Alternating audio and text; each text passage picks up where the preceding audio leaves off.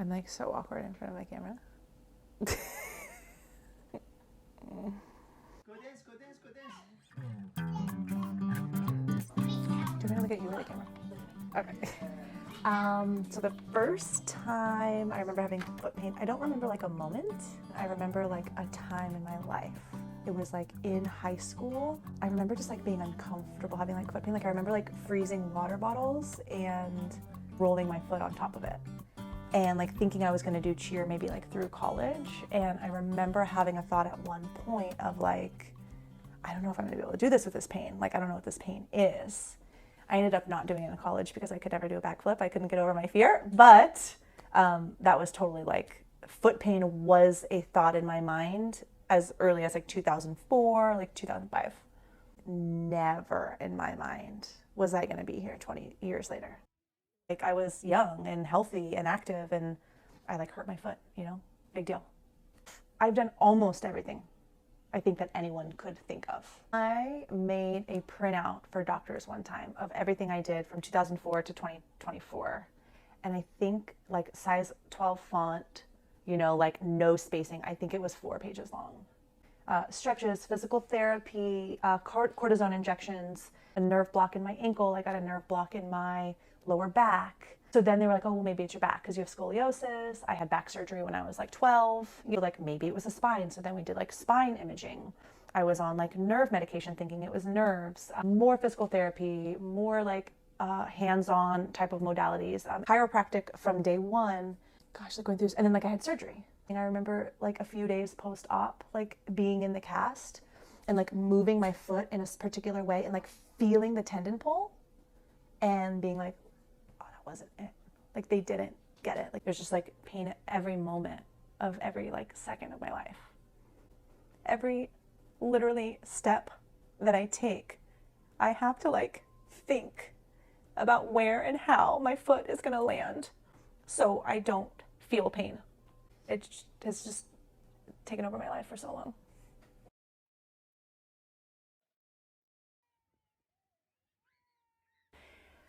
Then fast forward to like September, October-ish of 2023, last year, I noticed a ball, like a lump.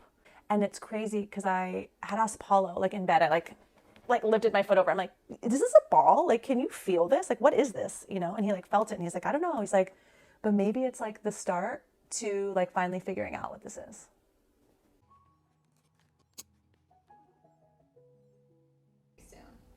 Oh yeah, because I can't. Yeah, it's there's only one way from the bottom, you know.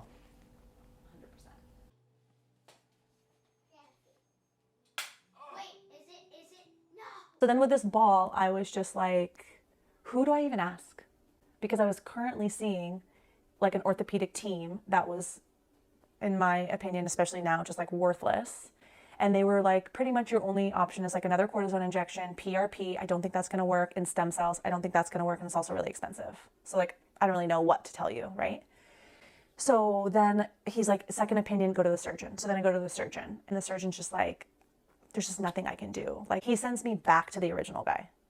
I have this thing on the bottom of my foot. Like I haven't had it before. We've never talked about it. You've never looked at it. What is it? And he kind of like looked around and felt it and was just like, I don't know. I'm like, well, should I get another MRI? You could. You know, and it was like back and forth where I'm like, okay, here's the deal. I want to get another MRI. I need to know what this is. Did something tear? Is something more swollen? Like, you know, what's going on? And he's like, okay, we can do that. Got an MRI and it showed a ganglion cyst is what the MRI report said. So I'm like, a cyst, great, remove it, surgery. So I make an appointment to go back to that surgeon and he was just like, yeah, you know, it's at the bottom of your foot. It's really hard to do. And he's like holding my foot, like, do I cut it here? Like, do I cut here? I don't want to put an incision on the bottom of your foot. Like thinking out loud with me. And basically was like, I don't know how big it is. I don't know if it's compressed between things. Like it's going to be a really complicated surgery. Like, can I do a surgery for you? Sure. Am I excited about doing it? Absolutely not. But I'm like crying and they're like, so what do I do? Where do I go? Like, I can't live like this, you know? And I remember just crying to so many doctors, like, I want to play with my kids. Like, what do I do? I can't live like this. And then he's like, I wish you the best of luck, Jennifer. We're rooting for you. And he left. And I went to my car and I was sobbing.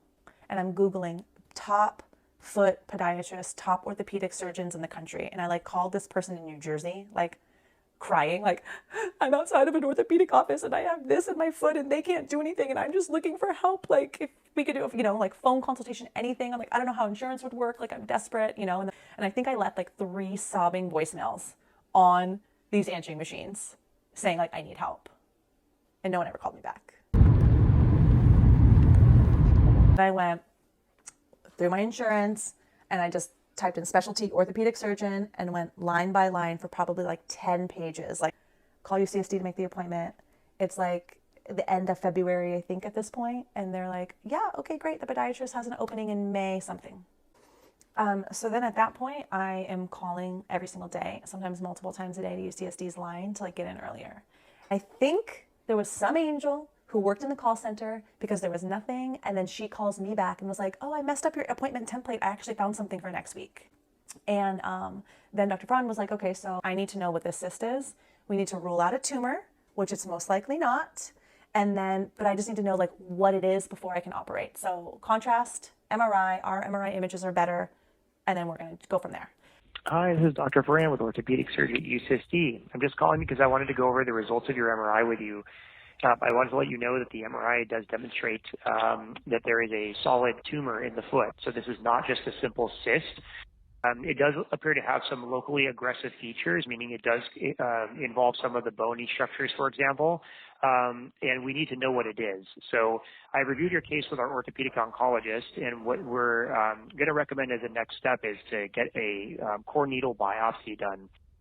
So then I ended up getting a needle biopsy on April 10th.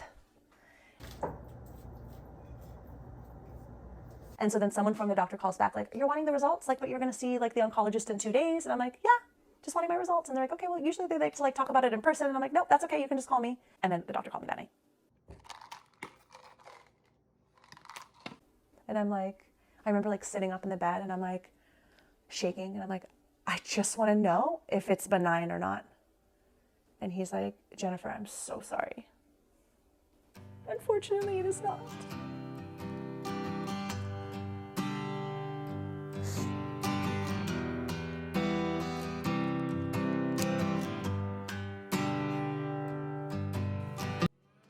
I was telling her last night, it's kind of, sometimes it's like hard to believe it's happening.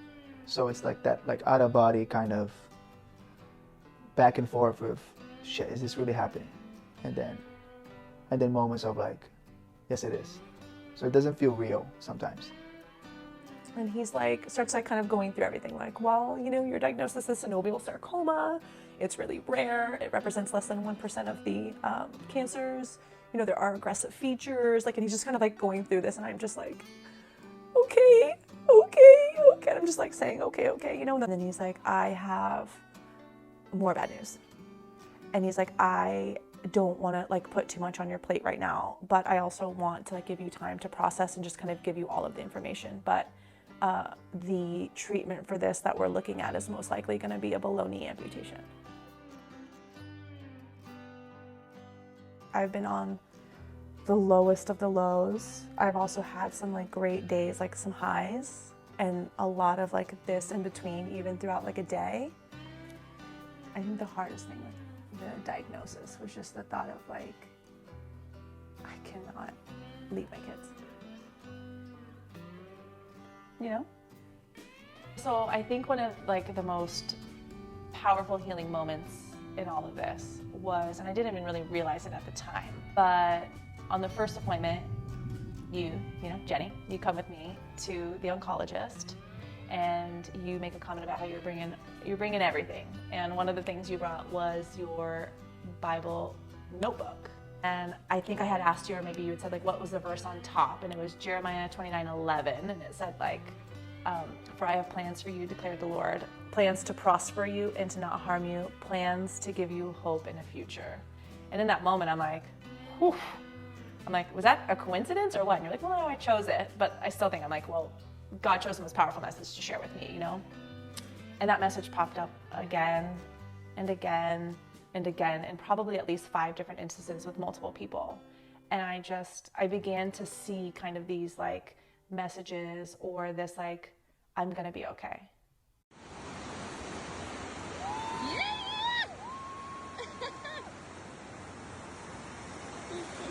I kind of had a period of a couple weeks where I was hoping and thinking like, I'm going to be a miracle, and this tumor is going to shrink, and this tumor is going to dissolve. And I'm doing Joe Dispenza meditation, so epigenetics, I'm working on it to shrink it. Messages from God. I'm going to heal you, all of that. So I'm going to the integrative center, and they're like, we're going to work on this. So I had these moments of like, this is what's going to happen. This journal, which I have been just writing. I've been writing manifestations, like writing my future self type exercises. And then, I had this really powerful kind of group prayer session. And then it was like that next week I was in the most pain that I had been in a long time. And it really messed with my head. But I thought I was healing. I thought it was I was going to be the walking miracle and the thing was going to shrink. And then reflecting on it today, I really think it was a message of amputation is the answer. Amputation is the miracle. I'm really focusing on the silver lining of this, because I am excited for what's to come. I do believe this pain she has, that is a huge part of the struggles of life right now. So looking at a future without it, it is beyond exciting. Which is so ironic. I told her too, when I can't imagine a situation when you tell your husband, hey, I'm gonna lose my foot, and my reaction was like, great, we're gonna be able to run together. And that explains the whole situation. It explains her pain, and it explains who she is.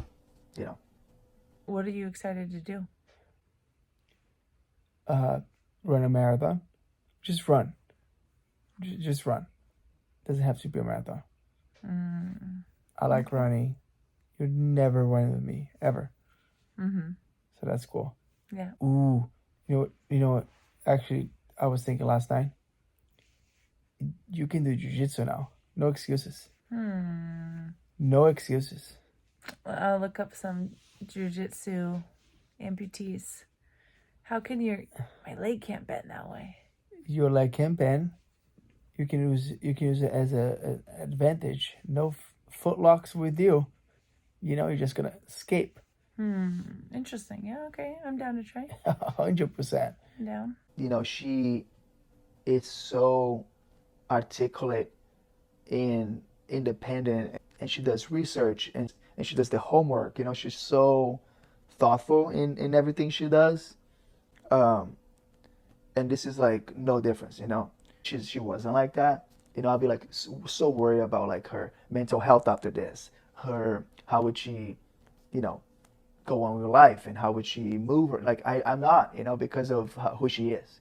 I know she's gonna do great, whatever she's gonna decide to do.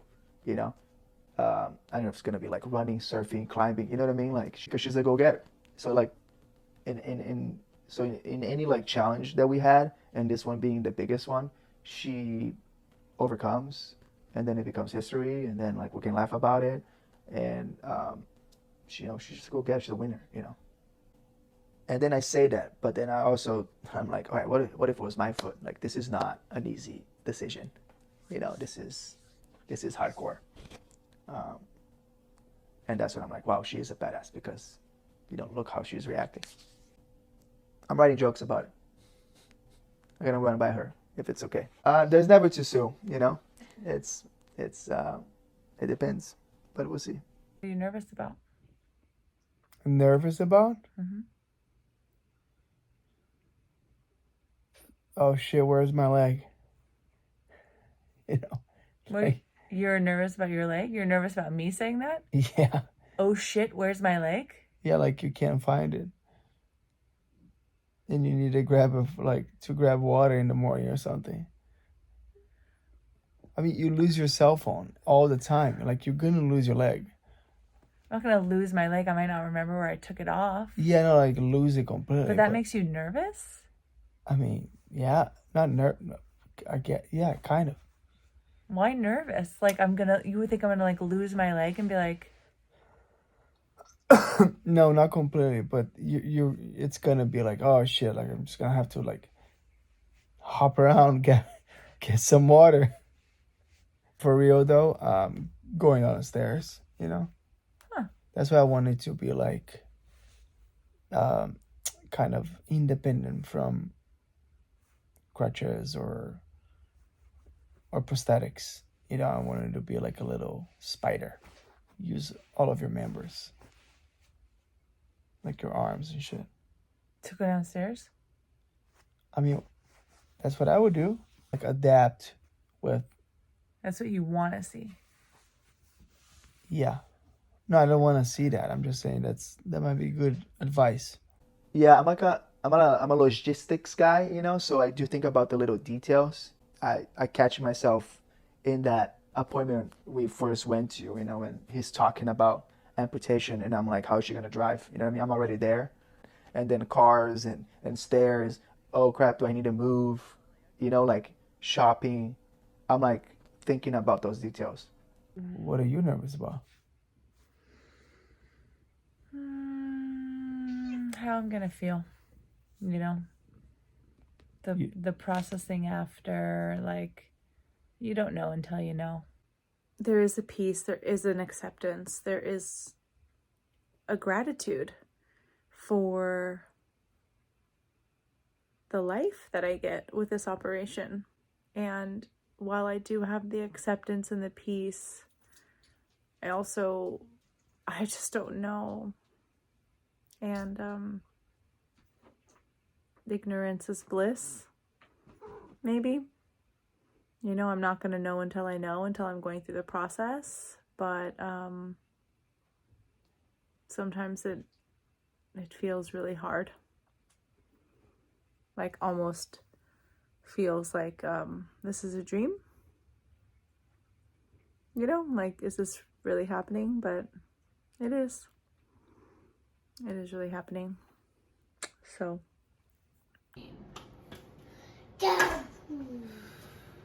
I was having a very bad parenting day and just like feeling really guilty. And so I text, you know, I'll call her my mentor. She's been helping me a lot. And kind of in summary, she just says, I want to start by saying I'm really proud of you for making a hard decision and also for choosing life and your kids over all of the other stuff. And I want to remind you that you're a human right now. So feeling impatient with your kids or just not your full capacity, you're going through a lot and you have a lot on your plate. So please, this is my reminder to you, not just for today, but for the next 12 to 18 months, give yourself all the grace. It's a scary choice. It's a big choice. It's a life-changing choice. The same thing I would tell you, the same thing I would tell my friends, like about giving yourself grace. But it's hard in the moment. She has told me that it's really like 12 to 18 months to really feel, I don't even know the word, you know, like that it's just a lot of adjustments for that first 12 to 18 months. What's kind of interesting is I feel like, you know, at this point, there's so much focus on like the surgery and amputation. Like I forget I have cancer, but like no one's really been talking about it or like addressing it necessarily. It's all about like this amputation and like healing of that and the prosthetic, and I'm like focused on like the activities I'm going to do and looking ahead and So it's, cancer's like out of sight, out of mind right now. And I'm not sure, like, is that denial? Like, I don't know. I don't know what it is. It's just, is it like how my body, and I'm just like coping with it? You know, in my mind, I'm like, okay, I got to get through this surgery and then I'm going to go back to like cancer care. They almost seem like two separate things to me, which they're not, because the amputation is saving my life from the cancer and removing the cancer. But at the end of the day, my body still created cancer and allowed it to grow and allowed it to be there. So why? And that's where like the Integrative Center for Healing or like the integrative approaches are like coming into play. And like that needs to be a huge focus. You know, I'm losing a part of me. You know, I'm losing like a part of my body, and I could go like superficial, but like societal. Like I had a breakdown the other night of like, I'm not gonna be normal. You know, and Paula was like, what does normal mean? And I know that. What does normal mean? And what do I even mean by like, I'm not gonna be normal? But it's like, there's just that. And then like my independence, like so much of my independence is gonna be lost.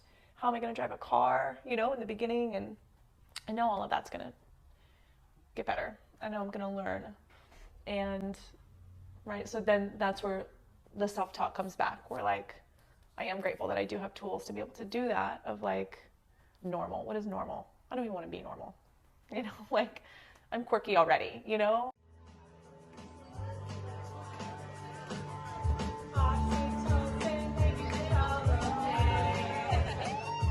I think I'm going to be so freaking proud of myself and just feel like I did it, like I'm living how I've always wanted to live. And like doing all of the things that like my mind and my soul have wanted to do this whole time.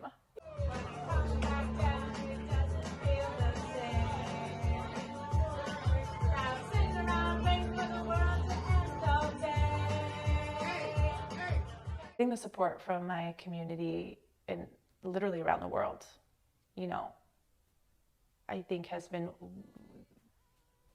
probably the next biggest blessing next to healing and being cancer-free and getting this life back. I think I struggled with self-worth and value.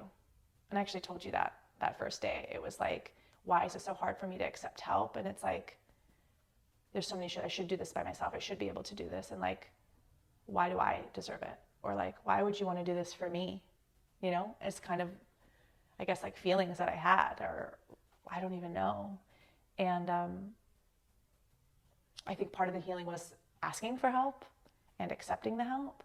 And in doing that, I have gained this radical new self-love, you know, because within the community, I have other people seeing the way my sisters are rallying around me and supporting me and lifting me up. And they're like, wow. And a couple of people have said, like, that's a testament to who you are. Like, the people are supporting you because of you. And like, I didn't know that. I didn't know people felt that way about me, you know?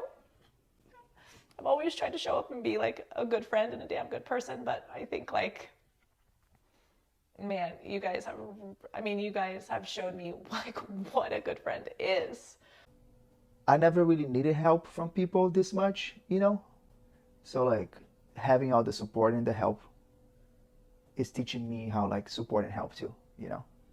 I can't wait to like be my turn to help too, you know, because you guys are doing all that. Like I'm becoming a better person because of everybody that's helping, you know? So I'm excited to run with Oliver on the beach. I'm excited to be at the beach and say, who wants to go to the water? And then race you, and then race across the soft sand, we're sitting so far back away from the beach, we're running so far on the sand, and then we get to the water and we splash around and we jump around, and then we splash and play and laugh and then like run back. I'm just excited for you not to be in pain. I mean, yeah, that's obvious. I'm excited to not be in pain. Ode to my foot. Ode to your foot. I love you, foot. You've done a lot. Through a lot. But yeah. Well, I am gonna be there with you, and I'm going to be there with you afterwards, before. I can't during. I would be there because I wouldn't mind. And I know that you're an independent, strong lady, and you might not need me, but I will always be there. I have a note of what my mom's foot is gonna be like. My mom's foot is gonna 100% heal in 6 days. She is getting a surgery on her foot. She is getting her foot cut off. A couple months later, she is getting a robot leg. Then she is gonna walk more, run, jump. Then she's a normal person now. Since she's a normal person, she's gonna have an event called Life is Medicine. There's gonna be a bunch of cookies, jewelry, and paintings, and son, sister, dad, mom, happily ever after. The end.